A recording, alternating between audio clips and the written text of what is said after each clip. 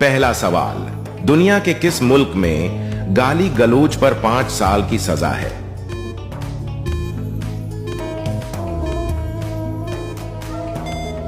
जवाब, क्यूबा में। अंधेरे में देखने की सबसे ज्यादा सलाहियत किस जानवर में होती है?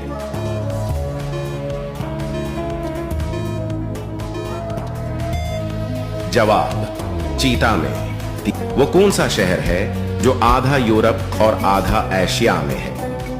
इसका जवाब आप कमेंट में दो। वो कौन सा परिंदा है जो कभी भी अपने घर का रास्ता नहीं भूलता?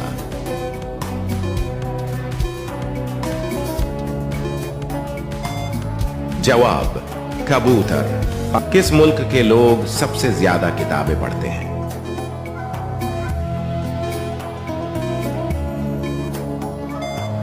जवाब,